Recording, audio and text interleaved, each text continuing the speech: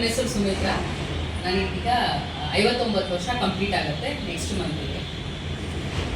ಒಂದು 3 ತಿಂಗಳಿಂದ ಸಯಾಟಿಕಾ ಗೊತ್ತಿರಬೇಕು ಎಲ್ಲರೂ. ಸೊಂಟದಿಂದ ಕೆಳಗಡೆ ಎಳೆಯುತ್ತೆ, ನಿಂತ್ಕೊಳ್ಳೋಕ್ಕಾಗಲ್ಲ, ಕಂಟಿನ್ಯೂಸ್ ಆಗಿ ನಿಂತ್ಕೊಳ್ಳೋಕ್ಕಾಗಲ್ಲ. ತುಂಬ ಕಷ್ಟಪಡ್ತಾ ಇದ್ದೆ. ಪೇನ್ ಕಿಲ್ಲರ್ಸ್ ತಗೊಳ್ತಾ ಇದ್ದೆ, ಸಿಕ್ಕಾಪಟ್ಟೆ ಪೇನ್ ಕಿಲ್ಲರ್ಸ್ ತಗೊಳ್ತಾ ಇದ್ದೆ. ಹೆಂಗಿತ್ತು ಅಂದರೆ ಬೆಳಗ್ಗೆ ಒಂದು, ಮಧ್ಯಾಹ್ನ ಒಂದು, ರಾತ್ರಿ ಒಂದು, ಈ ಥರ ಕುತ್ಕೊಳ್ಳೋಕ್ಕೆ ಎದ್ದೇಳೋಕ್ಕಲ್ಲ, ತುಂಬಾ ಕಷ್ಟಪಡ್ತಾ ಇದ್ದೆ. ಹಾಗಿರ್ಬೇಕಾದ್ರೆ ಒಂದು ಸತಿ ನಾನು ರೀಸೆಂಟ್ಲಿ ತುಮಕೂರು ನಮ್ಮ ಸಿಸ್ಟರ್ನ ಮನೆಗೆ ಹೋದಾಗ ಒಂದು ಗ್ಯಾದರಿಂಗ್ ಇತ್ತು. So I went there, attend ಮಾಡೋಣ ಅಂತ ಹೋದಾಗ ಅವರು ಹೇಳಿದ್ರು, ನಾನೆಲ್ಲೋ ಒಂದು ಕಡೆ ಅವ್ರಿಗೆ ರಾತ್ರಿ ಒಂದು ದಿವಸ ರಾತ್ರಿ ಮಲಗಿದ್ದಾಗ ಎದ್ದೇಳೋಕ್ಕಾಗಲಿಲ್ಲ. ತುಂಬ ನೋವು, ತುಂಬ ಅಂದರೆ ತುಂಬ ನೋವು, ಅಳ್ತಾ ಇದ್ರಂತೆ. ಕುತ್ಕೊಳ್ಳೋಕ್ಕಾಗಲ್ಲ, ಮಲಗೋಕ್ಕಾಗಲ್ಲ ಅಂತೆಲ್ಲ ಅಳ್ತಾ ಇದ್ದಾರೆ. ಆಮೇಲೆ ಎಲ್ಲ ಡಾಕ್ಟರ್ ಹತ್ರ ಹೋದ್ರೆ ಅವ್ರು ಹೇಳಿದಂತೆ ಸ್ಪೈನಲ್ ಕಾರ್ಡ್ಗೆ ಇಂಜೆಕ್ಷನ್ ಕೊಡ್ತೀವಿ ಅಂತ ಹೇಳಿ, ಒಂದು ಆಪ್ರೇಷನ್ ಮಾಡಬೇಕು, ಇಲ್ಲ ಅಂದರೆ ಸ್ಪೈನಲ್ ಕಾರ್ಡ್ಗೆ ಇಂಜೆಕ್ಷನ್ ಕೊಡಬೇಕು ಅಂದರು. ನಮ್ಮ ಬ್ರದರಿಂದ ಇದ್ದಾರಲ್ಲ, ಅವರು ಸಿಕ್ಕಾಪಟ್ಟೆ ಕ್ಲೆವರ್. ಅವ್ರು ಏನು ಮಾಡಿದ್ರಂತೆ, ಒಂದು 2-3 ಡಾಕ್ಟರ್ ಹತ್ರ ಹೋಗಿ ಕೇಳಿದ್ರಂತೆ. ಒಬ್ರು ಬಂದು ಹೇಳಿದ್ರಂತೆ, ನಾವು ಆಪ್ರೇಷನ್ ಮಾಡ್ತೀವಿ, ಒಂದು 70,000 ರೂಪಾಯಿ ಖರ್ಚಾಗತ್ತೆ ಅಂತ ಹೇಳಿದ್ರಂತೆ. ಅವಾಗ ಇವರು ದುಡ್ಡಿನ ವಿಷಯ ಯೋಚನೆ ಮಾಡಿಲ್ಲ. ಆಪ್ರೇಷನ್ ಅಂದರೆ ಮೈಯಲ್ಲಿ ಒಂದು ಮಾರ್ಕ್, ಸ್ಪೆಷಲಿ ಸ್ಪೈನಲ್ ಕಾರ್ಡ್ ಅಂದರೆ ಅದು ಹೇಗೆ ತಿರುಗುತ್ತೆ ಅಂತಲೂ ಗೊತ್ತಿರಲ್ಲ ನಮಗೆ. ಸೊ ಹಾಗಾಗಿ ಏನು ಮಾಡಿದ್ರು, ಅವ್ರೇನು ಮಾಡಿದ್ರು, ಅದನ್ನ ಒಂದು ಕಡೆ ಪೋಸ್ಟ್ ಕಾಲ್ ಮಾಡಿ, ಅವ್ರದ್ದು ಡಿಸ್ಟ್ರಿಬ್ಯೂಷನ್ ಸೆಂಟರ್ ಇದೆ, ಅಲ್ಲಿ ಅವ್ರ ವೈಫ್ನ ಕರ್ಕೊಂಡೋಗಿ ಪಕ್ಕದಲ್ಲೇ ಕ್ಲಿನಿಕಲ್ಲಿ ತೋರಿಸಿ ಕರ್ಕೊಂಡ್ಬಂದು ಕೂರಿಸ್ಕೊಂಡ್ರಂತೆ. ಪಕ್ಕದ ಕ್ಲಿನಿಕ್ ಡಾಕ್ಟರ್ ಏನು ಹೇಳಿದ್ರಂತೆ, ನಾನು 5,000ದಲ್ಲಿ ಬೆನ್ನಿಗೆ ಇಂಜೆಕ್ಷನ್ ಕೊಡ್ತೀನಿ ಅಂದ್ರಂತೆ. ಈ ಸ್ಪೈನಲ್ ಕಾರ್ಡಿಗೆ ಇಂಜೆಕ್ಷನ್ ಕೊಡಬೇಕಾದ್ರೆ ಈ ಬೆನ್ನ ಇಲ್ಲಿ ಬೆಂಡ್ ಮಾಡ್ತಾರೆ.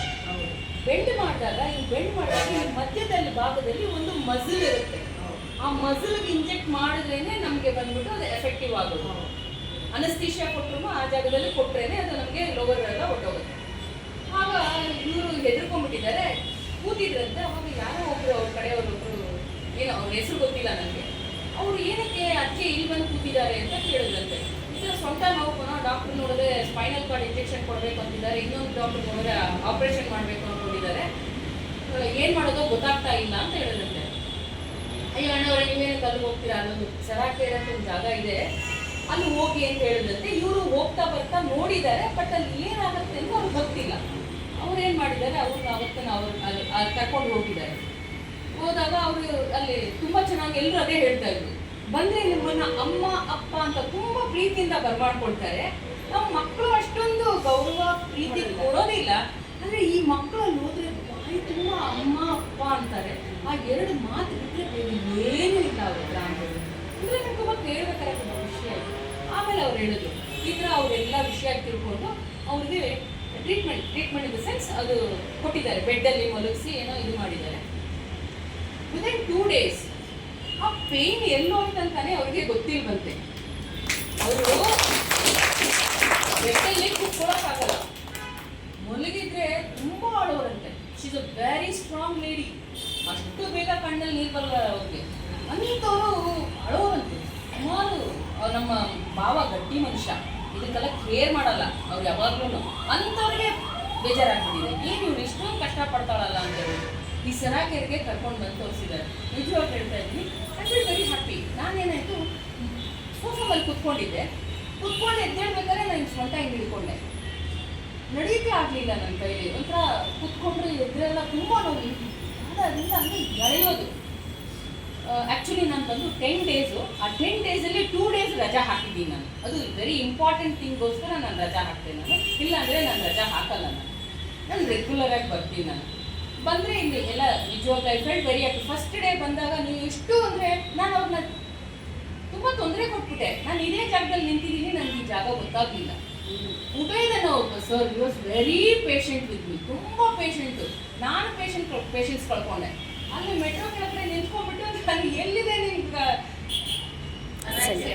ಸೆಂಟರ್ ಇದೆ ಅಂತ ನಾನು ಅಲ್ಲಿ ಕೇಳ್ತಿದ್ದೆ. ಆಮೇಲೆ ಮೀನಾಕ್ಷಿ ಮೇಡಮ್ ಒಂದು ಫೋನ್ ಮಾಡಿ ನಿಂತ್ಕೊಂಡು ಕರ್ಕೊಂಡ್ರು. ಒಂದು ದಿವಸ ಇಲ್ಲಿ ನನಗೆ ಏನಾಗುತ್ತೆ ಅಂತ ಗೊತ್ತಾಗಬೇಕಾಗಿತ್ತು. ಬಂದಾಗ ಫಸ್ಟ್ ಡೇ ಒಂದು ಬೆಡ್ ಕೊಟ್ಟರು, ಬಿಸಿ ಆಯಿತು.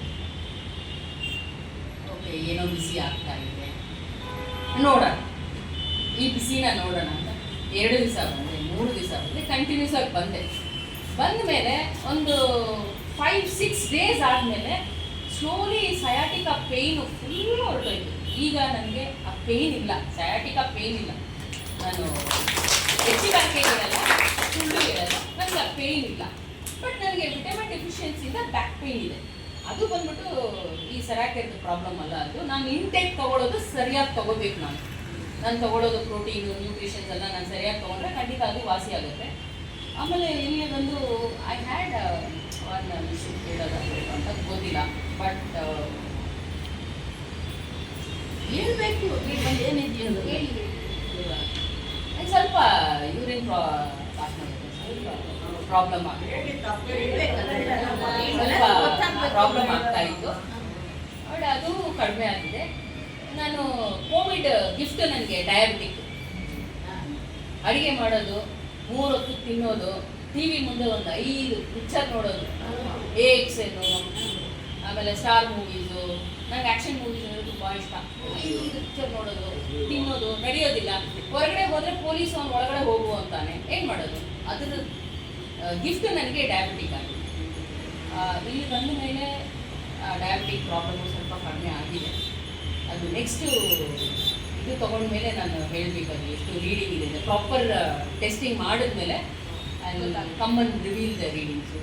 ಸೊ ಐ ಥ್ಯಾಂಕ್ ಸ್ವರ್ಣಾಕ ಆ್ಯಂಡ್ ಜನಾರ್ದನನ್ನ ಇಬ್ಬರನ್ನೂ ಥ್ಯಾಂಕ್ ಮಾಡ್ತೀನಿ. ಅವರು ಹೇಳಿದ್ದಕ್ಕೆ ನಾನು ಇಲ್ಲಿ ಬಂದೆ. ನಮ್ಮ ಯಜಮಾನರನ್ನು ಕೇಳ್ತಾ ಇದ್ರು, ಏನಾದ್ರು ಆಗ್ತಾ ಇದೆ ನಿಮಗೆ ಅಂತ ಕೇಳ್ತಾ ಇದ್ರು. ಮಾತ್ರೆ ತಗೊಳ್ತಾ ಇದ್ವಲ್ಲ, ಅವ್ರ ಹತ್ರ ಯಾವಾಗಲೂ ಕೆರೀತಾ ಇದ್ದೆ, ಮಾತ್ರೆ ತನ್ನಿ ಅಂತ ಕೇಳ್ತಾ ಇದ್ದೆ. ಇವಾಗ ಮಾತ್ರೆ ಕೇಳ್ತಾ ಇಲ್ಲ ನಾನು. ಸೊ ಹೇಳಿದ್ರೆ ನಾನು ನಡೀತಾ ಇದೆ ಅಂತ. ಈಗ ಅವ್ರು ಹೇಳ್ತಾರೆ, ನೀನು ಹೋಗು, ನೀನು ಚೆನ್ನಾಗಿದ್ರೇ ನಾವು ಚೆನ್ನಾಗಿರೋದು, ನೀನು ಹೋಗು ಅಂತ. ಆ್ಯಕ್ಚುಲಿ ರಾತ್ರಿ ನಾನು ಬಂದಿದ್ದು ಬ್ಯಾಂಗ್ಳೂರ್, ಮನೆ ರೀಚ್ ಆಗಿದ್ದು 12:40 ರೀಚ್ ಆಗಿ 1 ಗಂಟೆಗೆ ಮಲಗಿದ್ದೀನಿ. ಬೆಳಗ್ಗೆ 6 ಗಂಟೆಗೆ ಎಬ್ಬಿಸ್ತಾ ಇದ್ದಾರೆ, ನೀನು ಹೋಗಲ್ವಾ? ನಾನು ಇದು ಸೆರಾಕೆರ್ ಬರೋದು ಫುಲ್ ಮರ್ತೇ ಬಿಟ್ಟಿದ್ದೀನಿ. ಮರೆತುಬಿಟ್ಟು ನಾನೇನು ಮಾಡ್ತಾ ಇದ್ದೆ, ನಾನು ಇಲ್ಲ 6:30 ಅಲಾರಂ ಇಡಿ, 6:30 ಮೇಲೆ ಎದ್ದೇಳ್ತೀನಿ ಅಂತ. ಆಮೇಲೆ 6:30 ಸ್ಟವ್ ಹತ್ರ ಹೋಗಿ ನಿಲ್ತಾ ಇದ್ದೀನಿ. ಅಯ್ಯೋ ಥೆರಪಿಗೆ ಹೋಗ್ಬೇಕಲ್ಲ ಅಂತ ಹೇಳ್ಬಿಟ್ಟು ಆಮೇಲೆ ಅವ್ರಿಗೆ ಹೇಳ್ಬಿಟ್ಟೆ, ತಿಂಡಿಗೆ ಹೊರಗಡೆ ತಿನ್ಕೊಳ್ಳಿ, ಅಡುಗೆ ಮಾತ್ರ ಮಾಡಿಕೊಡ್ತೀನಿ ಅಂತ ಹೇಳ್ಬಿಟ್ಟು ಮಾಡಿಬಿಟ್ಟು ಇವತ್ತು ಹೊರಡು ಬಂದಿದ್ದೀನಿ. ಬಟ್ ಇದು ಏನು ಹೇಳೋದು, ನಮ್ಮ ತಾಯಿ ತಂದೆ ಎಷ್ಟು ಕೇರ್ ಮಾಡ್ತಾರಲ್ವ, ಆ ಥರ ಇಲ್ಲಿರೋರೆಲ್ಲ ಕೇರ್ ಮಾಡ್ತಾರೆ. ನಿಜವಾಗ್ಲಿ ಮಕ್ಕಳೆಲ್ಲ ತುಂಬ ಒಳ್ಳೆ ಮಕ್ಕಳು.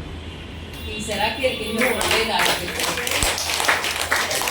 ನಿಜವಾಗ್ಲೂ ಬಾಯಿ ತುಂಬ ಅಮ್ಮ ಅಪ್ಪ ಅಂತಾರೆ. ನಮ್ಮ ಮಕ್ಕಳನ್ನೆಲ್ಲ ರೀ ಸಿಡುತ್ತಾರೆ. ನನ್ನ ಮಗಳು ಸಿಡುತ್ತಾರೆ. ಬಟ್ ಈ ಮಕ್ಕಳು ಎಷ್ಟು ಪ್ರೀತಿಯಿಂದ ಬಾಯಿ ತುಂಬ ಅಮ್ಮ ಅಪ್ಪ ಅಂತಾರೆ.